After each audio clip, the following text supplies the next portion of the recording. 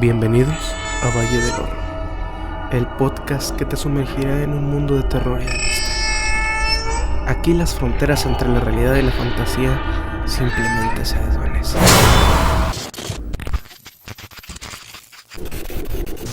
El día de hoy hablaremos de Pachita, enlazando con el tema del doctor Jacobo Greenberg. Comencemos. Bárbara Guerrero, más conocida como Pachita, nace en Parral, Chihuahua en el año de 1900. A su corta edad fue abandonada por sus padres, por lo que fue adoptada y criada por un afrodescendiente de nombre Charles, quien la enseñó a curar.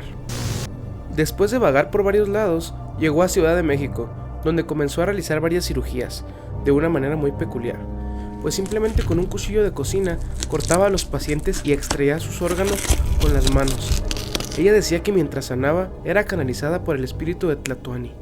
Pachita comienza a llamar la atención de Jacobo Greenberg, un científico mexicano que estudiaba la mente humana, la psicología, la psicofisiología y el chamanismo.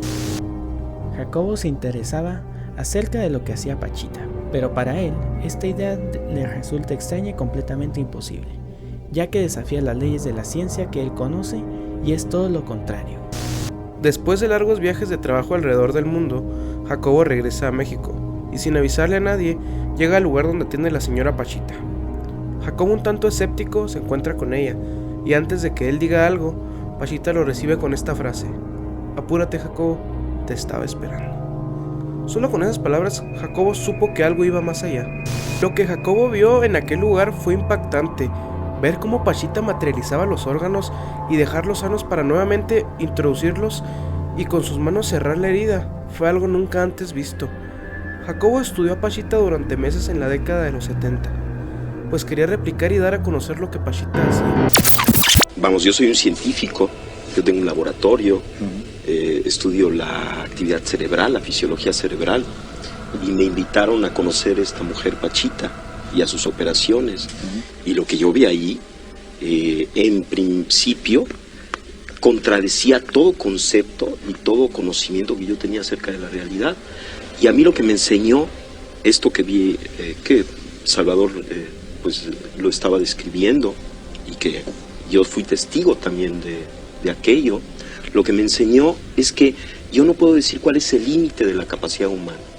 A partir de esa experiencia yo no me atrevo a decir el ser humano no puede hacer esto, el cerebro tiene tal límite en su potencialidad, sino que parecería que estamos dentro de un continuo extensísimo y no conocemos cuáles son los extremos de este continuo. Jacobo comienza a descubrir que nuestra mente participa en la creación del mundo que percibimos, por lo que empieza a formar la teoría sintérgica, que en resumidas cuentas es que existe un campo informacional llamado la TIS, que contiene toda la información de todas las cosas existentes, incluyendo el universo. Según Greenberg, nuestro cerebro interactúa con este campo, lo decodifica y da como resultado la realidad en la que vivimos, incluyendo las texturas, los colores y todo a nuestro alrededor. Pachita muere el 29 de abril de 1979.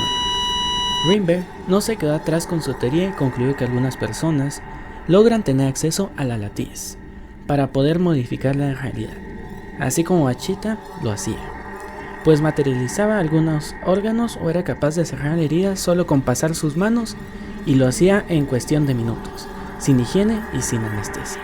Por ejemplo, Pachita es uno de los casos más asombrosos que yo pude atestiguar. Yo trabajé con ella varios meses.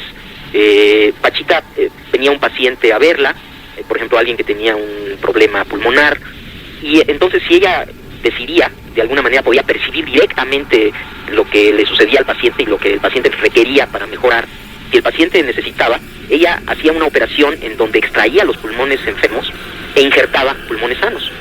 Ahora, esto es inconcebible. Vamos, la cirugía actual ya empieza a hacer este tipo de operaciones, pero la forma en la que Pachita hacía estas operaciones era con prácticamente las manos vacías.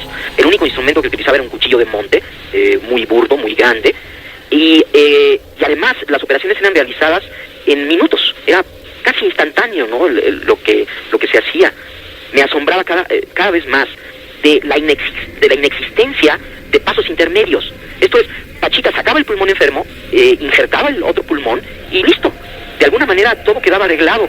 como si no hubiera necesidad de una serie de procesos que normalmente uno supone que deben de ocurrir para la interconexión de los órganos injertados. Y al preguntarle al Pachita qué pasaba, cómo es que hacía este portento, ella decía que el proceso simplemente ocurría así, ¿no? No solamente operaciones de pulmón, sino de corazón, de cerebro, cosas verdaderamente extraordinarias, siempre tenían esta característica en donde parecería que Pachita estaba localizada como ser sentiente, como ser sensible, en un nivel de la realidad en donde lo que ella deseaba ocurría. Yo he tratado de explicar esto en muchas formas y la verdad es que no he tenido mucho éxito, y lo último que he pensado, que le voy a platicar, es lo que más se acerca, de acuerdo con mis ideas, a un posible entendimiento de lo que sucedía. Decía antes que el cerebro, al interactuar con este campo informacional preespacial, como resultante final, crea la realidad perceptual. Ahora, lo que yo he pensado es que esta realidad que se crea, que es el producto final de un proceso cerebral, una vez creada, tiene una existencia real. Esto es, lo que estamos viendo, los colores, las formas, existen en el nivel en este nivel que estoy mencionando. O sea, son al mismo tiempo un producto final de un procesamiento, pero ya que está esto, tienen existencia real. Pero existen como conciencia, no existen como materia, sino existen como conciencia. De acuerdo con esta idea, Pachita estaba localizada en esta conciencia directamente, ya en la creación, ya no había proceso. Y las leyes de esta conciencia que llamamos mundo, que llamamos objetos, que en realidad es pura conciencia, de alguna manera ya las manejaba. Y en este nivel no hay pasos intermedios, puesto que todo es conciencia, puesto que aún los objetos que percibimos son, esta resultante final, son parte de la conciencia. Entonces, si uno está totalmente localizado ahí, si uno no tiene ninguna duda acerca de que la realidad es ese nivel, entonces uno simplemente funciona en ese nivel con las leyes de ese nivel. Jacobo empieza a ganar reconocimiento y asimismo comienza a realizar distintos proyectos para demostrarle al mundo la existencia de la latiz, usando un recurso de la física cuántica llamado entrelazamiento cuántico, que explica cómo dos subpartículas, después de interactuar y aunque se separen a grandes distancias, si hay algún cambio en una, afecta simultáneamente a la otra. Jacobo siguió realizando pruebas y comenzó a preparar un gran experimento que, si se logra con efectividad, se confirmaría la teoría sintérgica que él mismo propuso, y al ser esto cierto, las posibilidades serían infinitas, incluyendo la comunicación telepática. Los días pasan muy rápido y el gran experimento está a punto de suceder. Muchos científicos lo apoyan y tienen todo preparado.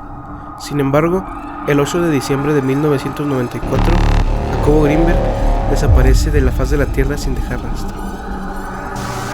Su caso se vuelve un debate nacional. Hubo muchas irregularidades en el caso Grinberg.